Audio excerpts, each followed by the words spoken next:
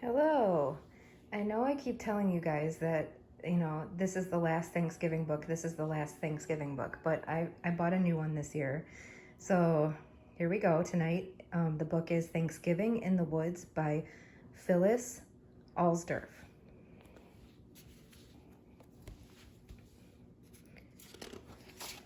Thanksgiving in the Woods.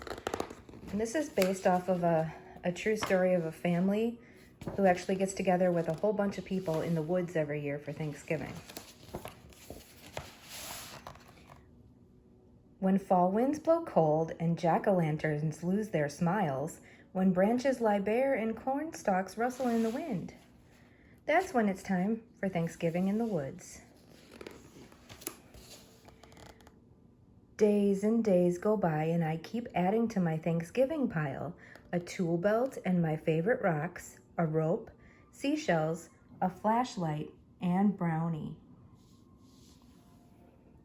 Everything I'll need for Thanksgiving in the woods.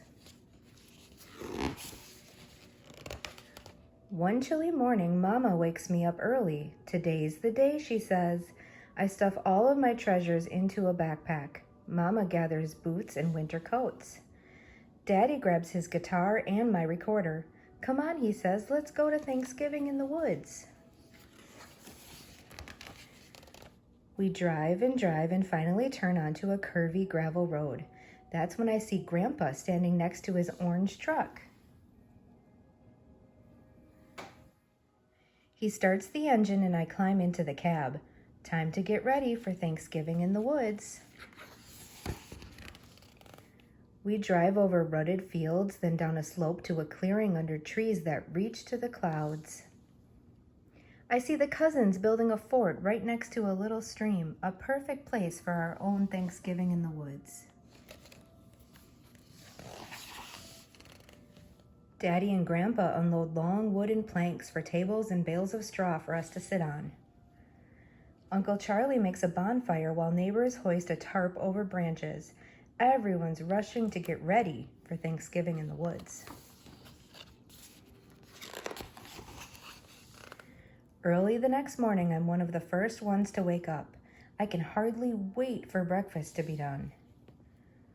While grown-ups laugh and talk, kids pull on sweaters and boots. We want to get there first for Thanksgiving in the woods. Some neighbors are already at the site. Here, help stack up some kindling, Grandpa says. And we do, running whenever someone calls. We all need to help if we're going to have Thanksgiving in the woods. Soon a tractor comes over the hill. Grandma and Mama sit on the hay wagon, steadying a load of pots and covered pans filled with turkeys and dressing, mashed potatoes, peas, and corn. Oh, now it's starting to smell like Thanksgiving in the woods. Neighbors, relatives, and lots of people I don't even know cross the field to the hollow under the hemlocks. They carry baskets and bags and boxes filled with apples and pickles and pies, every imaginable food to share for Thanksgiving in the woods. That is a lot of people. At 1 o'clock, Grandma rings her special bell. We form a huge circle and sing, "'Tis the gift to be simple, 'tis the gift to be free." People talk for a long time about being thankful. Brownie gets very hungry waiting until it's time to start Thanksgiving in the woods.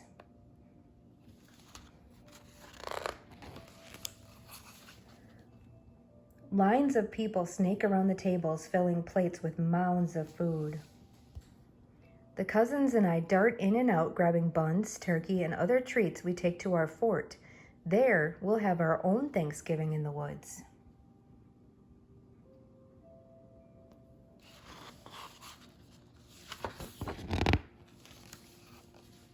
Grown-ups are playing fiddles, banjos, and drums and singing songs that everyone knows. Soon, Daddy joins in on his guitar and I make up a tune of my own on my recorder, my way of celebrating Thanksgiving in the woods.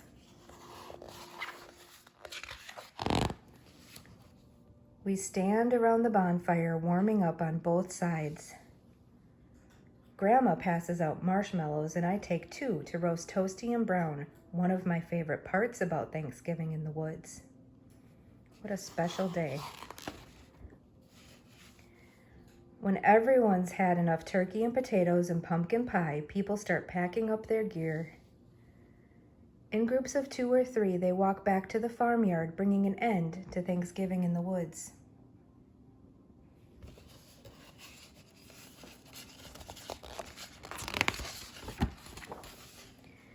Daddy puts me on his shoulders, and we walk with Mama and Grandma along a candlelit path through the woods. I pull Brownie close to keep him warm, happy that he came along for Thanksgiving in the woods.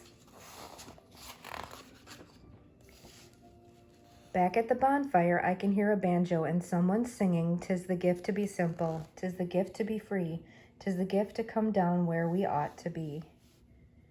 Now that's a perfect ending, Grandma says as we walk in the dusk, a perfect ending to Thanksgiving in the woods. Then at the end they have the sheet music for Simple Gifts, which is a beautiful song if you've never heard it before.